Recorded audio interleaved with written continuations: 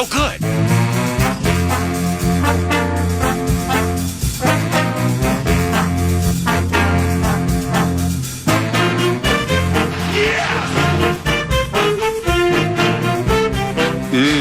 Good stuff. 9 to noon. Just listen. Just listen. There are many, many positives I can get out of this game. And that's a fact. What in the ham fat is going on with you guys? The Vikings. Alrighty, Love Covenant dwellers, it's time to montage after a slump-busting Sunday night for the Vikings. Why? Because we're back on our feet again. Throws to the end zone, it's intercepted. Picked off by the Indianapolis Colts, and it's Zaire Franklin. The action, now he's hit. Ball came out, Colts have picked it up, and carrying to the end zone is Kenny Moore the second. Kick is up. It hit the right upright. He's 0 for 2. Are you kidding me with this? Can we not have nice things in Minnesota? Darnold, fade, right, and caught at the 6-yard line. Here's JJ. It's a 41-yard grab by Justin Jefferson.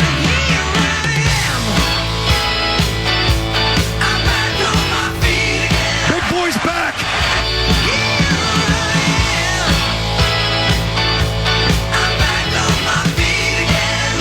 I mean, pick your poison with that defense. Caught it!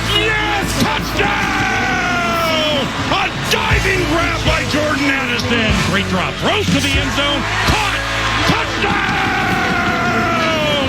Jalen Naylor! And the Minnesota Vikings have grabbed a 13-7 lead.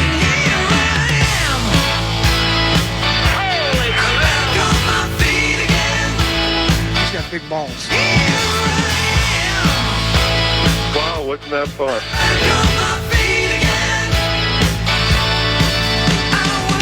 Vikings rush 4.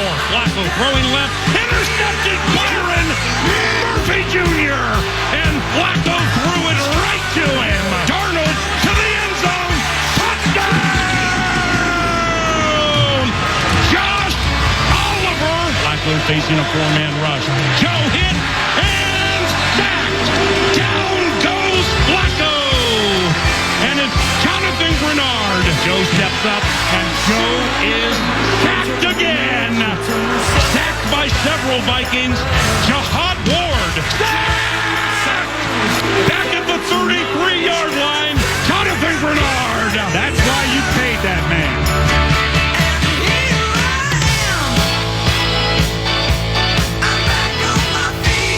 The Vikings. I'm confident that we'll be world champions. Onside kick with a very high bounce, and up to bring it in is it's JJ Justin Jefferson. He's JJ, and the Minnesota Vikings will improve to 6-2.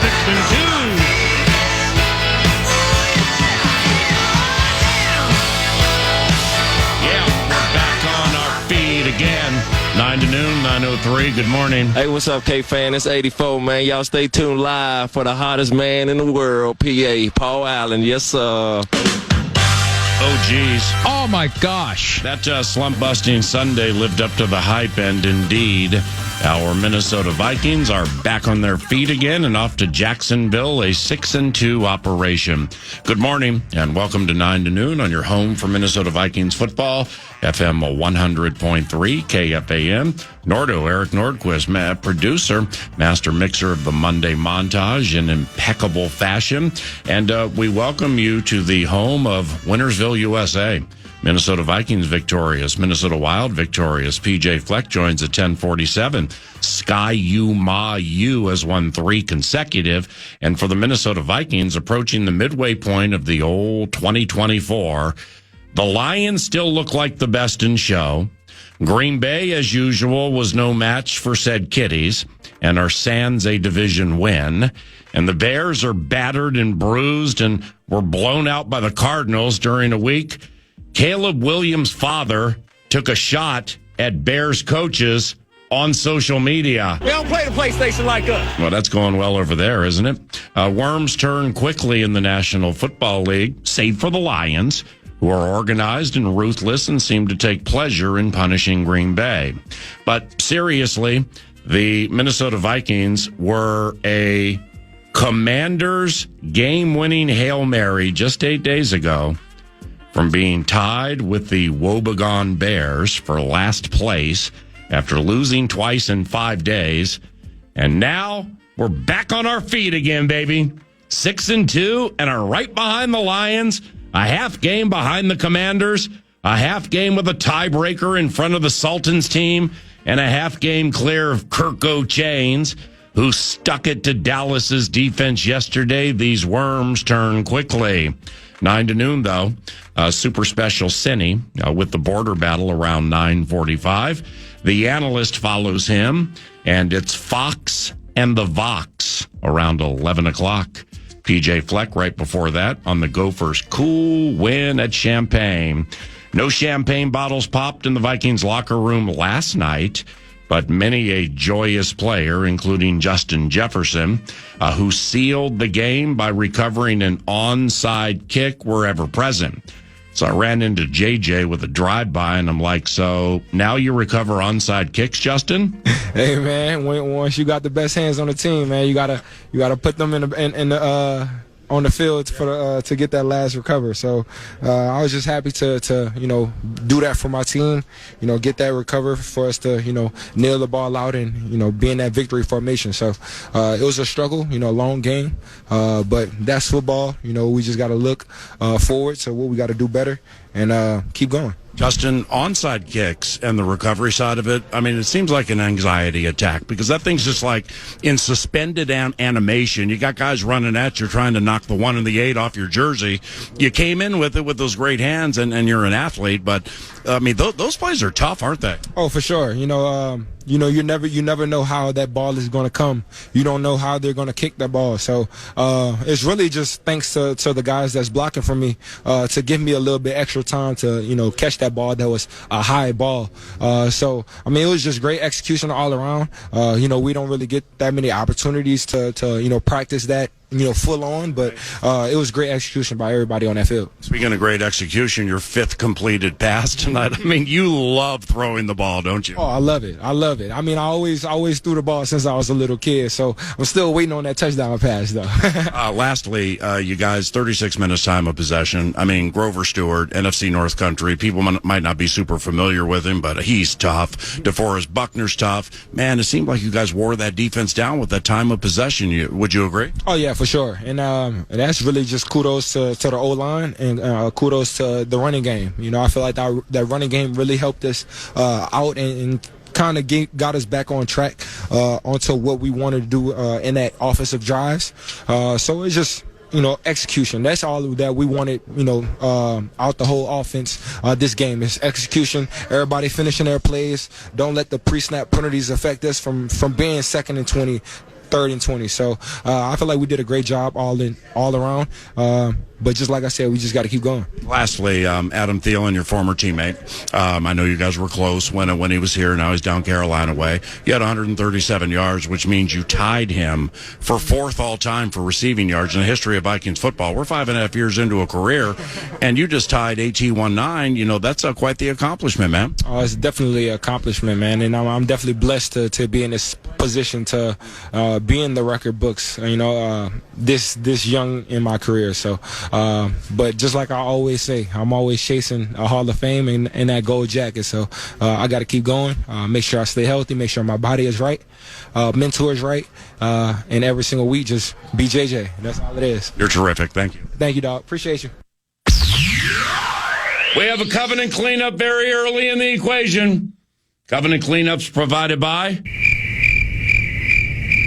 Justin Jefferson, 4.5 years to an illustrious career. 4.5 years into an illustrious career. Ooh! There we go, Paul! Who are the next 2 teams on the schedule?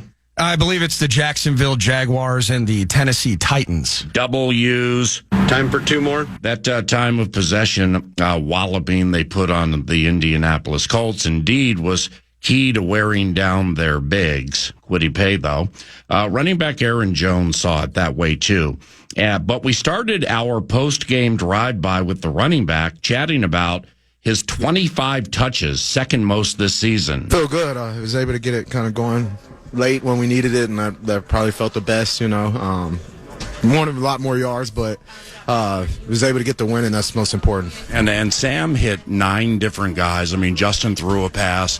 When it's being spread around like that and you're running the ball well, I mean, this is a tough offense to stop. It definitely is a tough offense, and we got TJ back tonight, so Josh Oliver went off.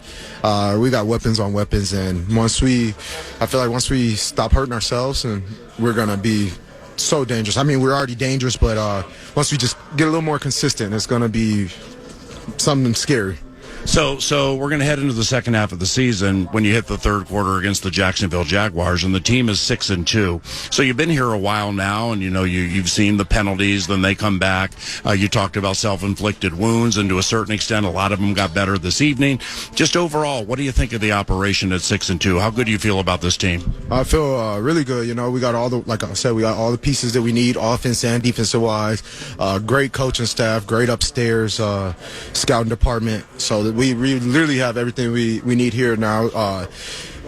And when you have teams like this, it's rare, so that's when the urgency kind of comes, and it's not urgency to make a play, or it's just urgency because we know we have all the pieces, and that comes few and far between. Aaron, last one. You guys held the ball 36 minutes, which was phenomenal because, even though the culture in the AFC South, we're NFC North country, we may not know a lot of these names, like Grover Stewart. Of course, we know DeForest Buckner, but it seemed like you guys tired out the defensive line for the Indianapolis Colts, and overall their defense with that time of possession. You feel it that way? Yes, sir. We felt like their D-line was the strength of their defense, and just kind of our guys up front did a great job of wearing them out throughout the game. And when it really came down to it and mattered, we were able to really run the rock, and that was because of those guys leaning on them all day up front.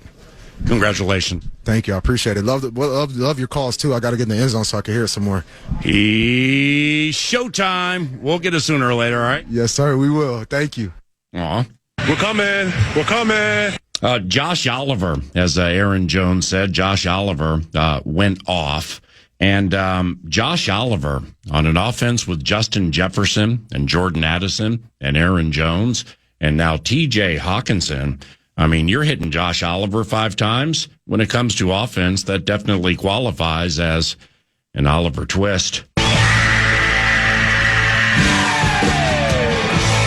Aaron Jones said, when Oliver goes off, we have weapons on top of weapons. We got weapons on top of weapons up in this thing at 6-2, and good morning. Good morning. It was crazy because going in, we're all excited about the return of T.J. Hawkinson, but out of the gates, you're seeing Brandon Powell move the chains on a catch. You saw Trent Sherfield Jr. with an 8 or 9 yard reception. And then those passes to Oliver. And those were kind of, in some ways, PA, you're getting Oliver in space. You could almost say those were Hawkinson-like routes. Now, he doesn't necessarily have the Hawkinson-like speed, but getting him in the mix. Oliver going off, it was 5 for 58. But that's his career high. Yes. So for Josh Oliver, that is absolutely going off. Him getting that touchdown. And as a matter of fact, let's give big people credit. He had to adjust on that a little bit. He had to turn back against the grain, made the catch, fell into the end zone. And so a terrific night for Josh Oliver. But then mixing the way that they mix things up, PA, and I do want to get into it in Vikes Bites. Yeah. Because I felt like in some ways this offense didn't get kick-started in earnest until the third quarter when they started going to number 18. When they started going to the guy with the best hands on the team. Yep. Specifically on that 9-play, 70-yard scoring drive with Addison. Talk about hands and that beautiful one-armed bit he did in the end zone. But in the end, weapons on top of weapons when the head coach is feeling himself a little bit. We got OC on the sidelines last night, and there's a flow. everybody is an option for Sam, and I thought that was cool. And congrats to Josh Oliver, albeit, fantasy players are not losing their minds. I think Josh Oliver should be proud of the work he did last night. 5 receptions, as Mad Producer said, a career high for Josh Oliver. Now, we're 8 games into the 2024 regular season, and Minnesota Vikings tight end Josh Oliver has a career high 3 touchdowns already. Aaron Jones, weapons on top of weapons on top of weapons. And he dropped a pertinent nugget at the end of the drive-by where he's like, weapons on top of weapons here, but we still need to be more consistent. And that would mean not throwing it right to Zaire Franklin and some ancillary pieces involving the offense and really everybody on the team. But nevertheless, hopefully Cashie's on the horizon. But consistency with the offense, Mr. Mad Producer, that would be something I would imagine would be coming with a new left tackle, and you put 87 back into the mix, and good morning. And good morning. Cam Robinson, by the way, 34, 36 snaps. I don't have it in front of me. Yeah.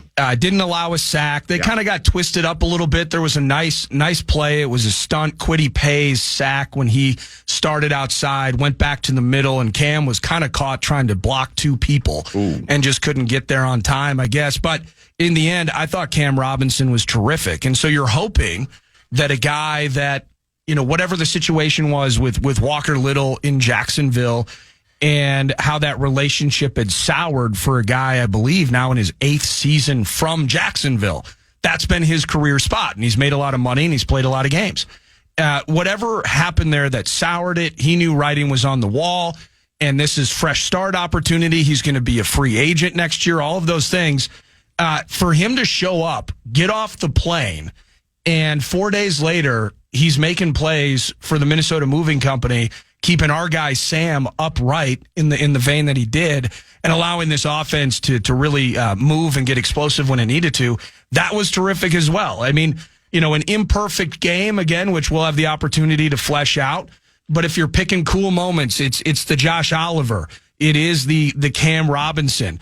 There's another Cam on the team, albeit just 6 carries, but a guy that was smooth and showed some really savvy running, specifically up the middle in Cam Akers. You can pick out those cool moments and factors that led to the victory. And speaking of running the ball, we smashed on this a lot last week, talking about Indianapolis with a quarterback who, at 22 years of age, completes like 45% of his passes, and he got benched. So here comes Joe Flacco with 7 touchdowns and 1 interception this year from 2 starts and 3 games. And you just knew that the operation was going to be probably more organized, if only for a game, and more controlled and more calm. And to a certain extent it was, but we also knew it would start and stop with the Indianapolis Colts running game. Yeah. Kevin O'Connell kind of daggered that a little bit in the pregame interview that we conducted yesterday that aired right before the kickoff on the KFAN Minnesota Vikings radio network, and rightfully so. Now Richardson had a little bit to do with this, but the Colts had run for 318 their last 2. And really even more pertinent or more poignant or more pointed is the Vikings run defense the last 2. The Vikings without Blake Cashman, who was their leading tackler, is not their leading tackler, Hitman is right now, but Cashy missing those 2 games. The Vikings allowed 251 rushing yards in the previous 2 games. 251. They allowed in the previous 4 with Cashman 257. Oh my God. 257 and 4, 251 and 2 sans Cashy. Oh my gosh. The Indianapolis Colts finished the game while rushing the ball for 68 yards. The Indianapolis Colts finished the game running the ball 19 times for 3.6 yards per carry. I wonder if that, and obviously moving on from the Colts, right now we're in sweep the AFC South mode right now, so it's on to Jacksonville, on to Mason Rudolph and the Titans, et cetera. Watch out for Tony Pollard and all of that. But it'd be interesting to watch moving forward because the games that Taylor missed, Flacco was not starting. So, and he was feasting specifically with Richardson in that game, over 5 a clip. And per game average, it tops that, even though he missed 3 games, one of the best backs in the league, and that rushing attack was pretty nice. Now with Flacco, how does that change, and how do coaches lock in on that? Because Flacco had to climb a mountain for this little sneak that he had last night. I think it was a gain of 1. And then I think there was like a personal foul penalty, just took the rushing yard off the board. Flacco was sad, the whole thing.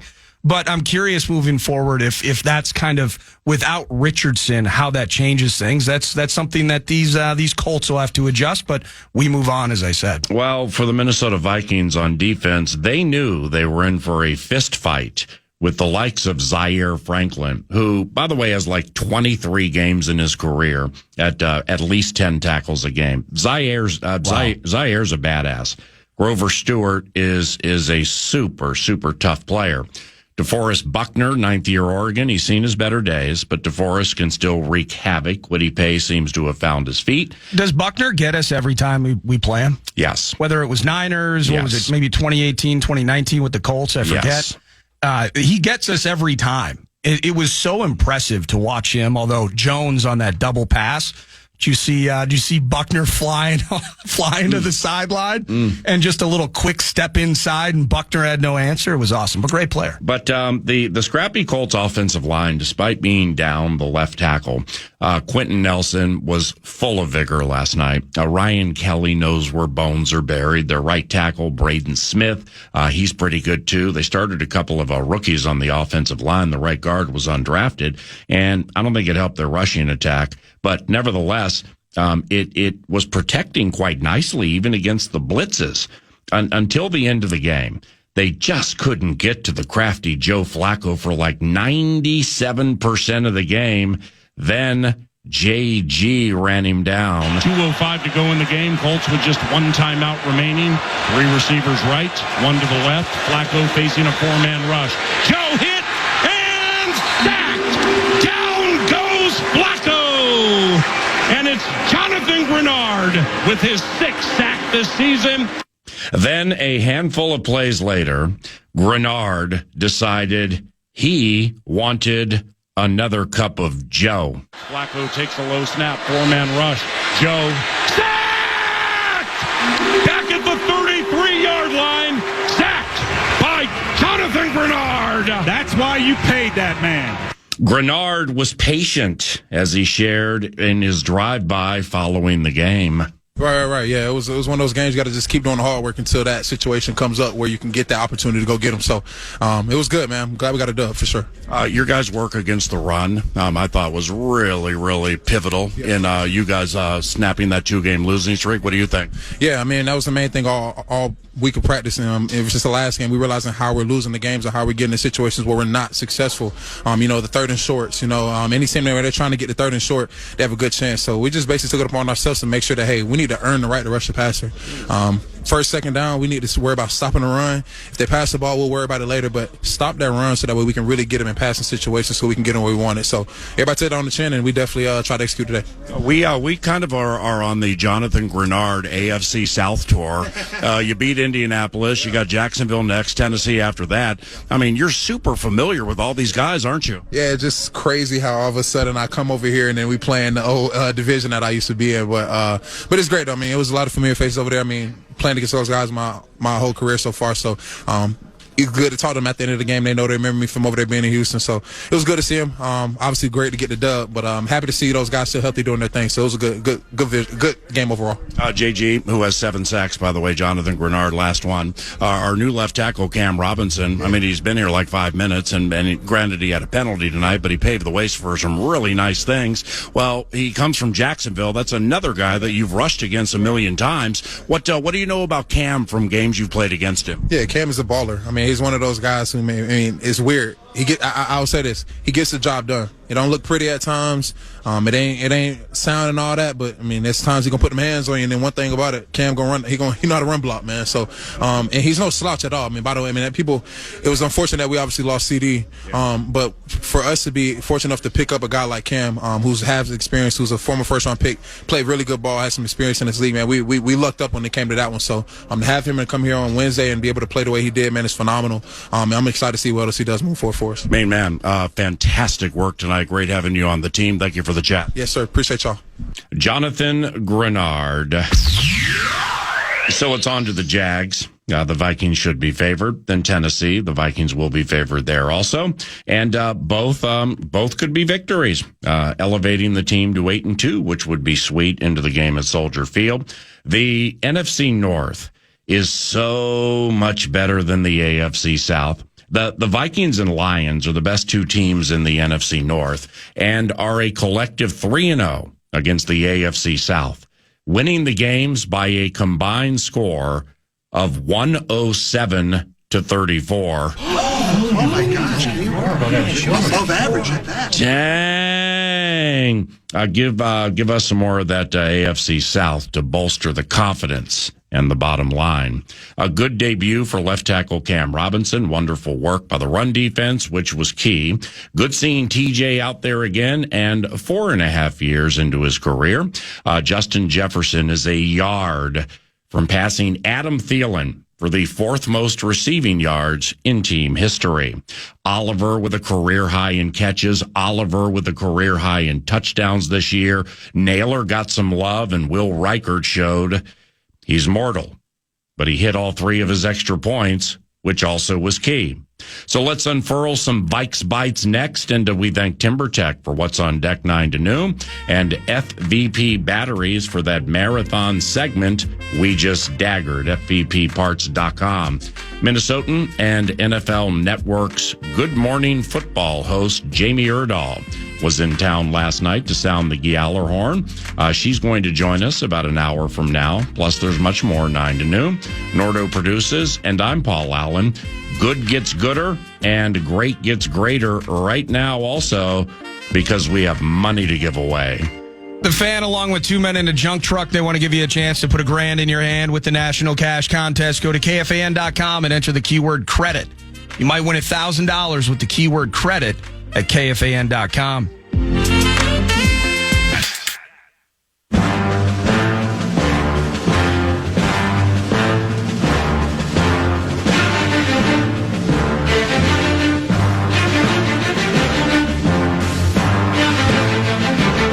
Welcome back, 9 to noon. Vikes Bites. Vikes Bites are presented by Thousand Hills Lifetime Grazed Grass-Fed Beef. You can go to thousandhillslifetimegrazed.com. You can get a box of meat showing up at your doorstep. Shop online, local Coburns, local co-ops. They're proud sponsors of Gophers Athletics. Vikes Bites. I want to start here. The Minnesota Vikings allowed the Los Angeles Rams 5 first downs via penalty in that Thursday night game, PA. 3 of them were on 3rd down. A couple games in a row, as a matter of fact. We didn't like the 8 penalties against the Kitties. You know what we're gonna do is we're gonna change that by having 9 penalties against the Vikings in the Rams game. Didn't like that. Only 3 flags yesterday in totality, PA. Yeah. What I'm curious about is I heard the news from Gessling. You saw it as well, and you guys mentioned it a couple of times during the game call, whether it's for efficiency, coordination, field side, or anything like that. How does Wes Phillips play into the fact that the team only had 3 penalties last night? Was there just better organization overall, taking Wes Phillips out of the equation? It was a disciplined effort last night, and I think that matters when you're talking about time of possession control, getting those scores down the stretch that you needed to pull away from this team that you were clearly better than. All everything was better last night with fewer flags on the field. It plays into what Aaron Jones said about the self-inflicted whistles and also the need to stay consistent. So with the penalty situation, I mean, those to a large extent are self-inflicted wounds. So those come way back. A couple of interceptions in the equation we probably could have done without, specifically the first one. But having Wes Phillips on the sideline, you know, I chatted with Gessling after he did his pregame hit with Moosey, and communication, bettering the communication seemed to be the operative stance from whomever tipped off Ben that was going to happen. Now, you know, Wes also has a Super Bowl ring, and Wes being on the sideline, kind of like Kevin O'Connell was when he was with Sean McVay. Well, that also will enhance Wes's opportunity to become more involved in the game from a communicative standpoint, but also for others to see him and, you know, for others to know kind of what he's doing from afar, like Kevin O'Connell with Sean McVay, and maybe give him a better chance to become an offensive coordinator at some point of his career where he gets the chance to call plays. So I think there are multiple tentacles that have gone into this. One thing that was incredibly strange is, now granted the Vikings won the game and they beat Indianapolis 2 years ago. In 2016, they got dusted by the Indianapolis Colts. The combined scores of the Indianapolis Colts leading the Minnesota Vikings through the first halves of the 3 times they've been at U.S. Bank Stadium, 67-0.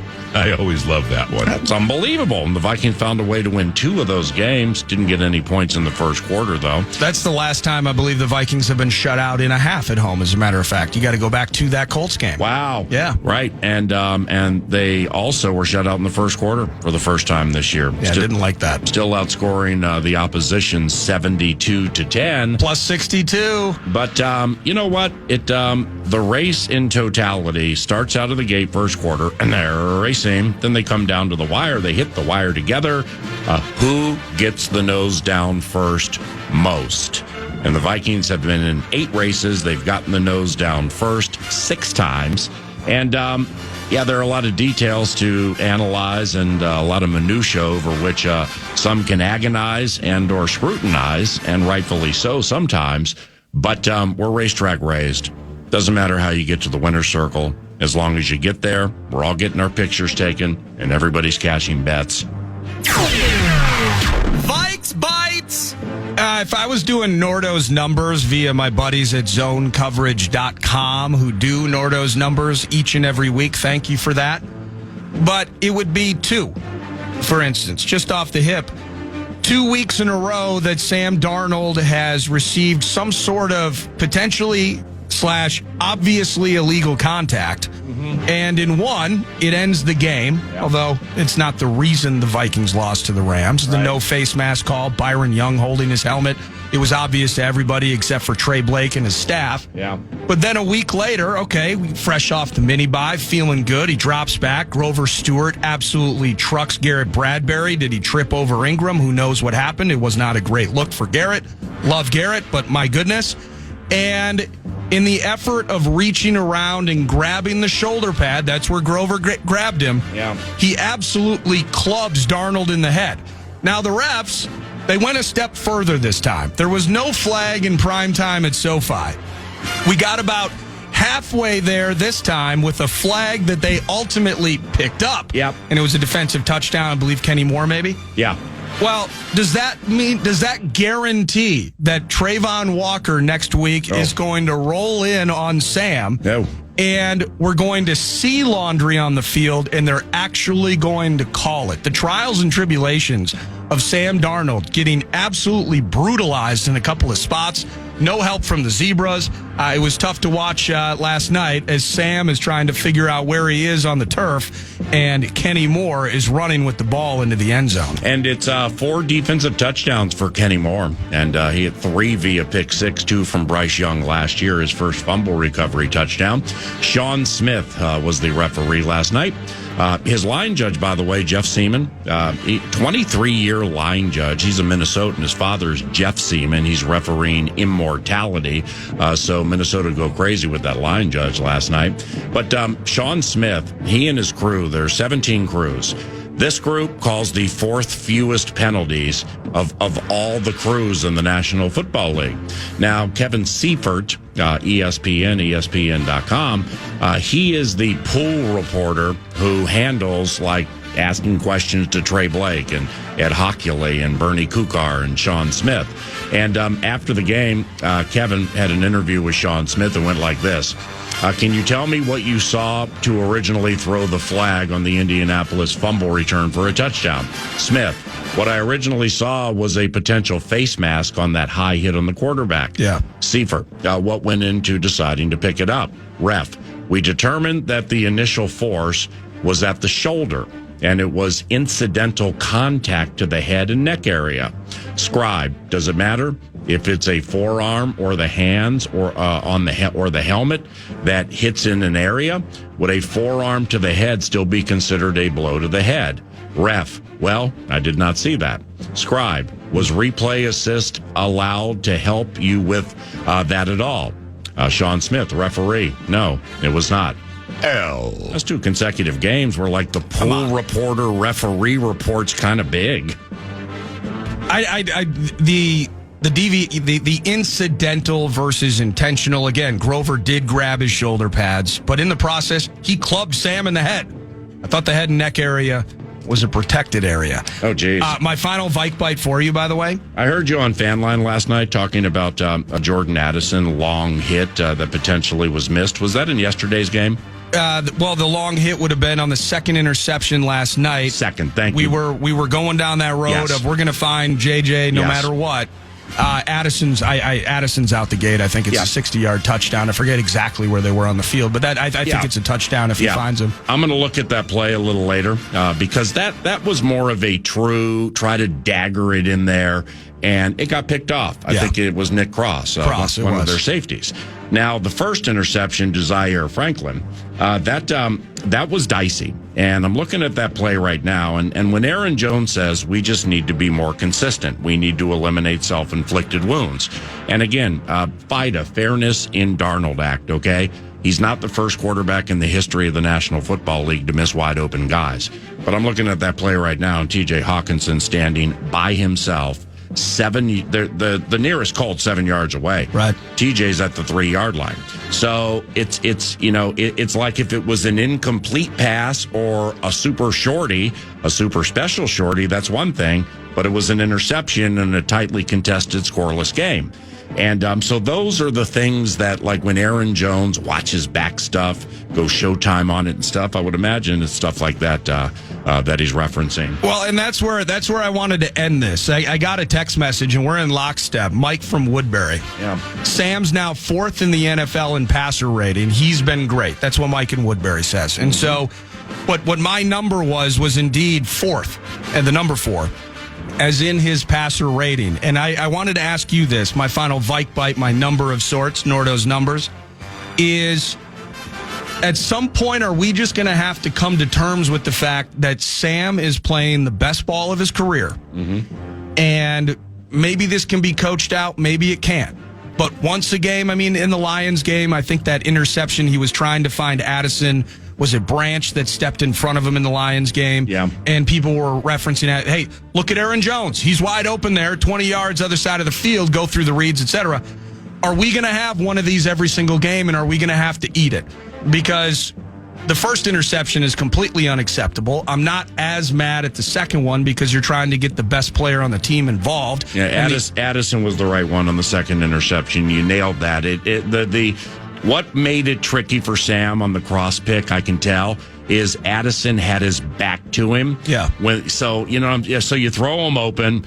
There was more space there than on the route just inside the 40 that was picked by the safety. I see what you're saying there. Yeah, absolutely. But in the end, the Zaire throw can't happen in the red zone, right? Now it's early, you overcome it, you move on, you win the game. Mm-hmm. So is this going to be the balance of we're going to get 1 or 2 Darnolds a game, and then we're also going to get 2 or 3 Darnold deliveries in the end zone the way that we did last night? How do you balance that? Again, top 5 in the league in passer rating overall. I can't say that he's been a factor in either of the 2 losses. Yeah.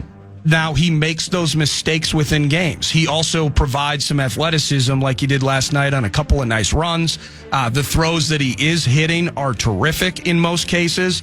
And to be honest, he has had to survive some interior rush, big men, fat guys in the middle, just absolutely gnawing at him at various points of games. In the end, I got to take a Zaire Franklin pick to get the 3 touchdowns that we got. You see that at all? Where's your head at with that with Sam? Well, I think the best way to explain it is Darnold is neither the 4 touchdown, 0 pick guy against Houston, but he's also not the 3 touchdown, 2 interception guy that we saw last night. He's somewhere in between. But the in between requires players going in motion and then eventually play clock running down. And you can tell because Sam's very smart. Are they playing man or are they playing zone? And for the most part, from what I'm being told, Sam is very, very good at that recognition. The play to see would be third corner, Sam Womack III singled up against Jefferson, right sideline, Colts side of the equation, going to the west side of U.S. Bank Stadium. Womack has no chance. Related to Bobby? Bobby Womack has a better chance across 110th Street. I mean, you talk about somebody looking like Harry Hippie. Justin just blew by the guy like he was tied to a post. Well, Darnold has to see that before the snap. Yep. There's just so much that goes into it. Finally, with Sam, the man on the fan, his 8.6, I believe it's an 8.6 yards per attempt. That's the highest of his career. 8.6 is a big number. That's not bad. That's a big number. And it's now 8 games into it as an 8.6, which means he's not risk averse. He tries to strike that thing down the field. And, you know, when you try to strike it down the field like that sometimes, well... That's 5th in the NFL, by the way. Is it 5th? Yeah. I bet you Goff is first. I'm taking Russ out of the mix. He's only played 2 games. Lamar is first, then Goff. Yeah. Purdy. Ooh. Jaden Daniels. Okay. Jaden Daniels has a little bit of boom or bust with that explosion. Well, just listen to those names in front of Sam at 8.6. So that plays into it. And that is a key number as the season negotiates its way. But to get there, there are going to be some mistakes. And sometimes you're the peacock and sometimes you're the feather duster. I always love that one. Somebody got their feathers dusted yesterday east of the river. David Sinykin, the Sultan of Smug, joins us next for the border battle on KFAN.